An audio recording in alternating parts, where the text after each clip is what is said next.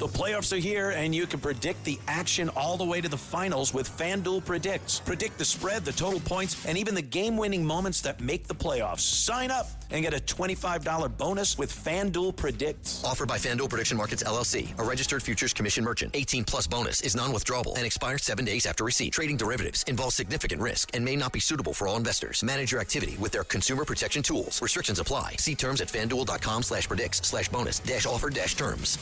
Listen, all you New Yorkers.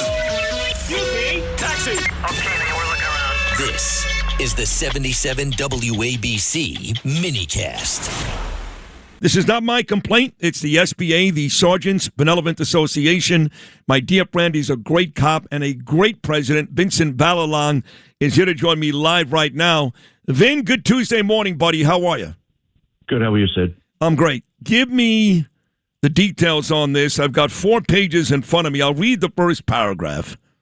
On behalf of the Sergeants Benevolent Association, Benevolent, odd word, we submit this formal complaint requesting that the board investigate the conduct of Council Speaker Julie Menin, as we believe Speaker Menin has violated 2604 of Chapter 68 of the New York City Charter and related provisions of the Conflicts of Interest laws. One more.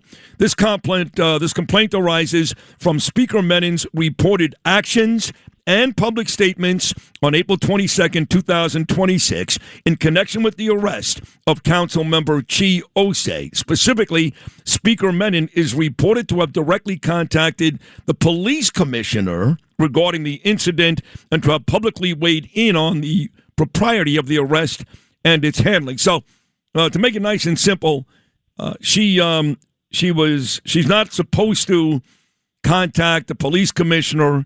She's not supposed to use her title to try to get people in her council out of trouble. That easy, right, Vince? Yeah, and you're not allowed to make the police officers and women of this job punching bags for your political posturing, which is exactly what happened with Osse. All right, he resisted arrest, he refused to comply, and he got put down to the ground, which in my day and age, he got laid down on the ground, to be honest with you. Osse was in a place where he should not have been. This was all about him and his political office. And what really got me going on all of this was that where are the lines drawn where they're accountable on their end? And when the Speaker of the City Council shows up at a pre-planned or a pop-up press conference, and she's standing side by side with an individual that just put police and the civilians on the street their security basically was breached at that point in time. He was right on top of the police officers.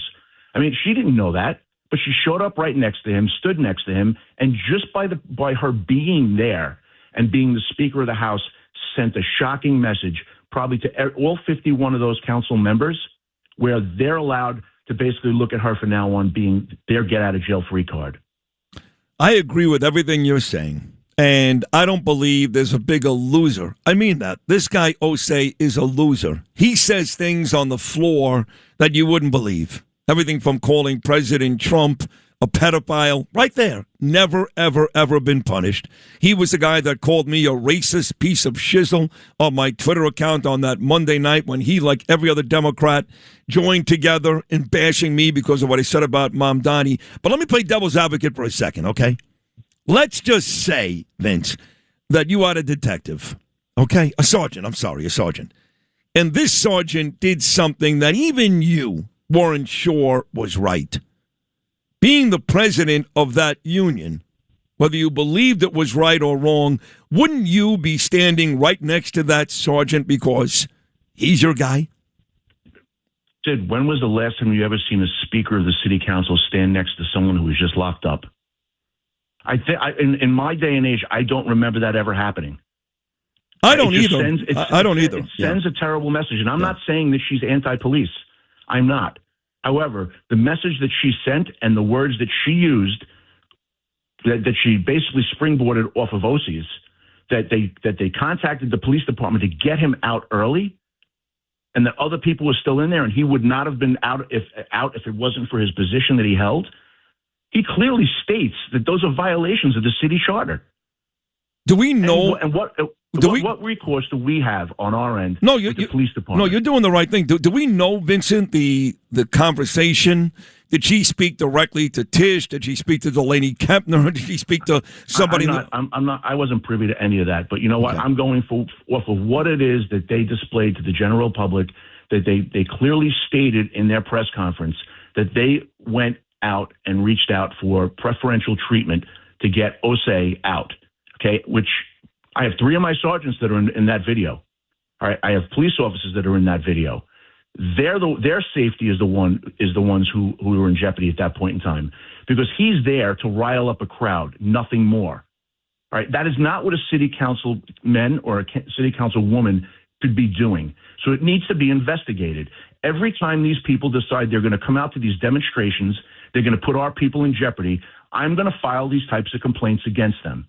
Okay? I'm not saying I'm going to do it frivolously. When they do something wrong, I am going to come after them the same way they would me and any of my people. Listen, there's no question. This is why Mamdani is such a lying piece of garbage when he comes out and talks about, well, there's no room for political violence after what happened to President Trump on Saturday. But he's all for his people in the streets causing all kinds of chaos, which does include violence. That's why Mamdani's a liar. And like Menin, he was out there publicly defending Osse. Now, again, you're going after Menin because she is the city council speaker. He's a member of that council, so clearly it was a favoritism deal. Now, you said that he resisted arrest. I got to take it a step further. I'm pretty sure, Vincent, that I saw in that video, not only did he resist arrest, but I believe he was the first. He was the first to get violent when he elbowed a female police officer. Did I not see that? Everybody's seen that on that video, and it didn't look like he got thrown to the ground, or I don't know how fragile his head is. That he was so woozy afterwards, but it didn't look like that he was physically trampled on when he got put down to the ground. And nor did he actually comply with the police officers. He was literally inches away from them, all of them at that point in time. He had no purpose being there at all. I'm looking at what you guys respectfully request. You want to initiate a formal investigation into Speaker Menin's communications with the NYPD, including any direct or indirect contact with Jessica. Subpoena and review all relevant communications, including call logs, emails, text messages, and stamp-assisted correspondence.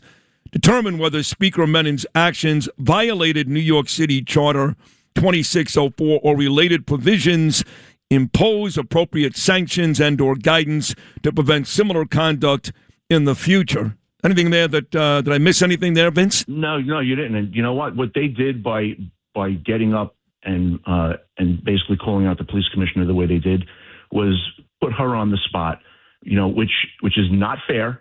There are channels that they can go through in order to find out what the status is of Osse in the 7-9 precinct.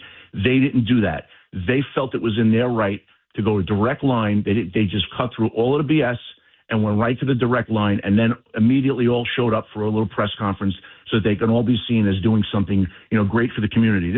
The police were called to this location. It's not like we generated this, and they're going to make us to be the scapegoats on this whole thing.